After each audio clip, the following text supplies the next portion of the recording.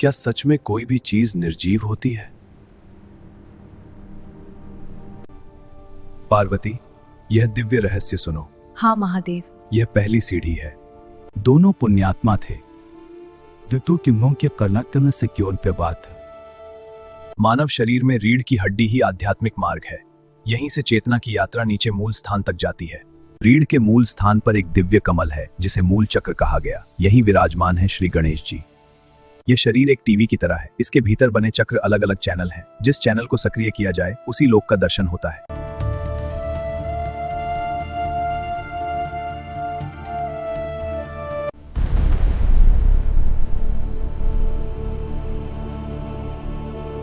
नाभि के पास रीढ़ से जुड़ा नाभियां कमामरीय शंका कहते हैं। ये चक्र साधारण नहीं है, ये दिव्य प्रणाली से चलते हैं। यह शरीर केवल देह नहीं, एक जीवित आध्यात्मिक यंत्र है। नाभि स्थान पर एक और दिव्य कमल है। यहीं से विषय विष्णु लोक का समतन मान जाता कहते हैं।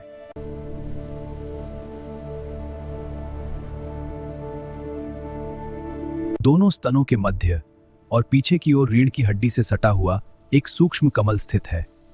ये पंखुड़ियां मांस के भीतर रीढ़ के पास सूक्ष्म चिन्हों की तरह दिखाई देती हैं। हृदय कमल की 12 पंखुड़ियां हैं।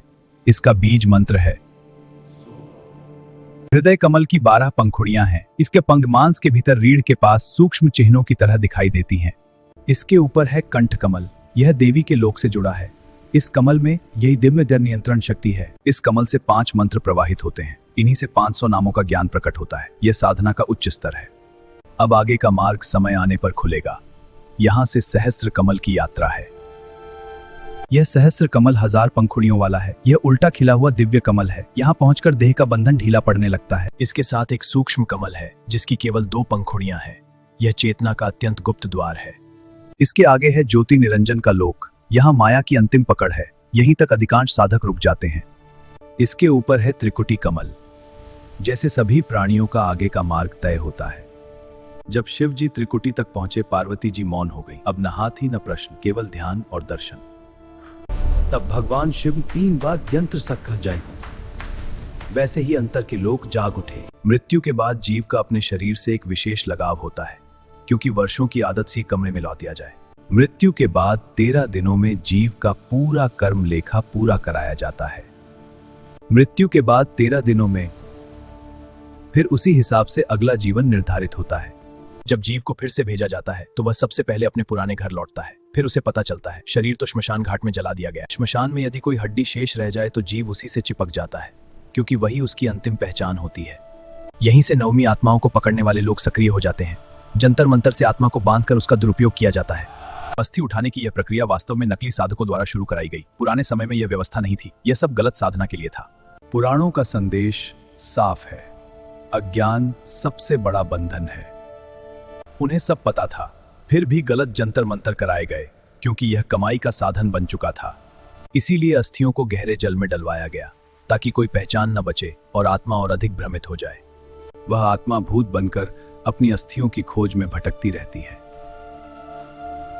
जब कुछ नहीं मिलता तो वह वापस उसी घर लौट आती है जहां पहले रहा करती थी। वर्षों का लगाव एक झटके में नहीं टूटता। आज स्थिति यह है, मनुष्यों से 20 गुना अधिक भूत प्रेत हैं। जिस घर में परमात्मा की सच्ची भक्ति प्रवेश कर जाती है, वहां कोई आत्मा हानि नहीं पहुंचा सकती। उस भक्ति से पूर्वजों का भी उद्धार प्रारंभ हो जाता है। वे पास तो रहते हैं, लेकिन धक्का नहीं दे सकते, कष्ट नहीं पहुंचा सकते। जिस घर में सच्चे मंत्र का जाप होता है, वहां बंधन टूटने लगते हैं।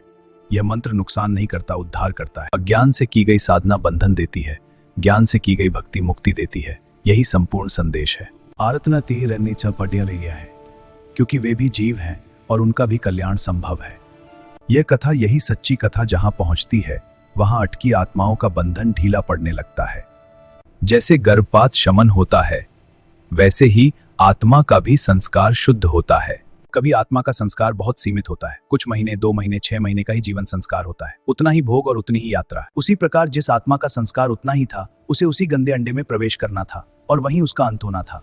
जब अंडा गंदा हो गया और शरीर नष्ट हो गया, तो आत्मा उस अवशेष से चिपक गई, क्योंकि वही उसका अंतिम आधार था। लेकिन परमात्मा की कथा जहां पहुंच जाती है, वहां अधूरा संस्कार भी पूर्ण होने लगता है। यही सच्चा समाधान है। कथा केवल सुनने के लिए नहीं, कथा कल्याण के लिए होती है, जीवित के लिए भी और अटकी आत्माओं के लिए भी। वही आत्मा तोते के रूप में फिर जन्म ले लेती है। उसी क्षण पार्वती जी का अंदर का चैनल ऑन हो गया, जैसे टीवी में कोई दूसरा चैनल लग जाए। नीचे की आवाज सुनाई देना बंद हो गई। अब भीतर अद्भुत दृश्य चलने लगे। नीचे देह मौन हो गई, ऊपर आत्मा आगे बढ़ चली। यह वही स्थिति है जब साधक समाधि में प्रवेश करता है। पार्वती अब बोल नहीं रही। मैं पूछ रहा हूं पर उत्तर नहीं आ रहा। तभी एक आवाज आई। शिवजी ने देखा, वह तोते की आवाज थी। दृष्टि उधर गई जहां तोते का बच्चा था।